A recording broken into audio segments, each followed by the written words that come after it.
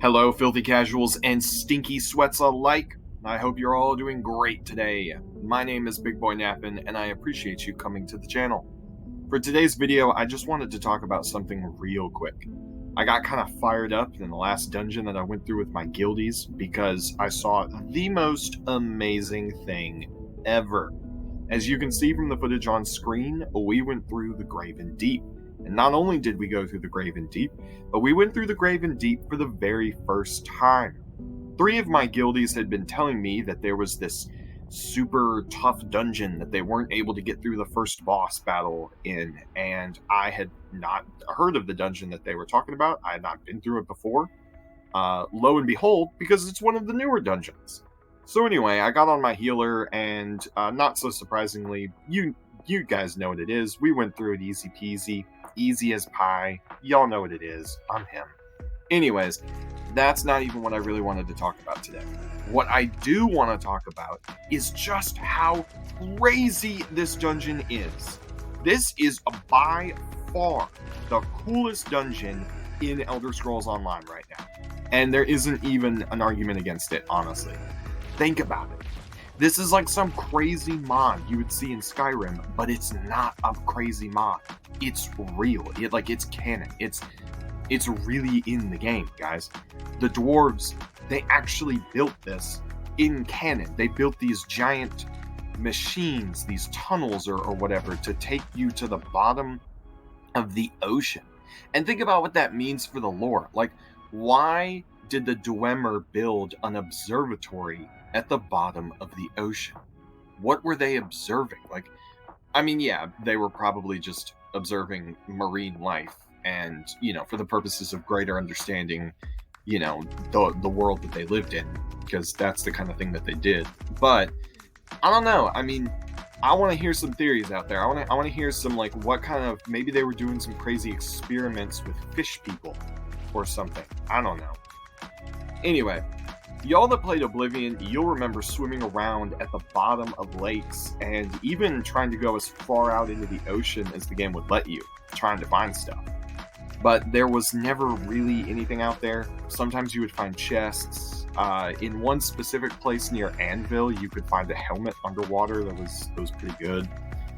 And in Skyrim, it got even worse. In Skyrim, there was even less things underwater. And in that game, you can't even attack underwater, which is just dumb, really dumb. And then in ESO, it got even worse because you can't even go underwater at all. It was ridiculous. It was a crime. Until this.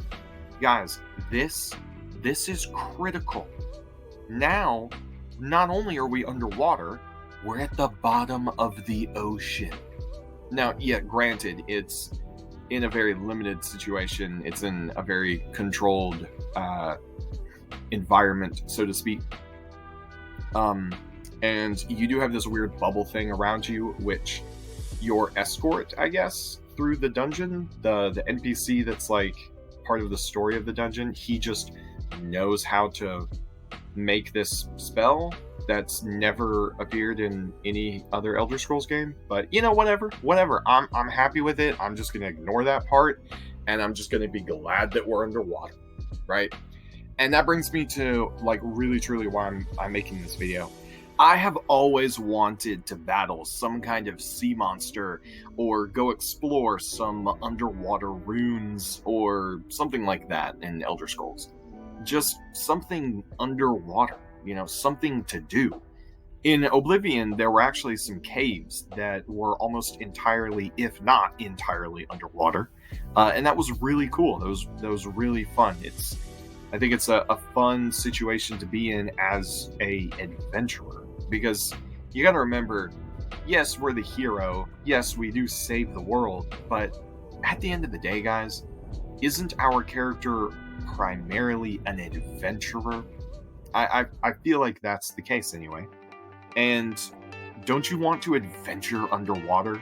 It's like that feeling of there being a whole new world, so to speak. Not to get all Aladdin on you guys, but you get what I'm saying. Like, there's a lot of potential there, and there's a lot of creativity that can be exercised when creating content that is underwater. Now, I know that the majority of the community believes that Test 6 is going to be in the Alakir Desert, and whether or not it is not the point of this video. The point of this video is that we need more underwater content in Elder Scrolls in general. ESO, Test 6, future Elder Scrolls installments beyond Elder Scrolls 6, we just need more underwater stuff, you know? So if you agree, then like and share this video so we can all show our support for content like this being in the game and more content like this coming to the game. Now, what I want you guys to do, on top of liking and sharing, please and thank you, y'all let me know in the comment section what you would like to see added to Elder Scrolls Online next, or what you would like to see added to Elder Scrolls 6. I really enjoy reading y'all's comments, I enjoy the feedback, and I like hearing from the rest of the community. The point of me making these videos is to start a conversation, to get the community talking, and to just make my contribution to the community and help it be stronger and more healthy and more alive. Because at the end of the day, the more alive our community is, the longer we're going to get Elder Scrolls content. And I think that's what we all want at the end of the day.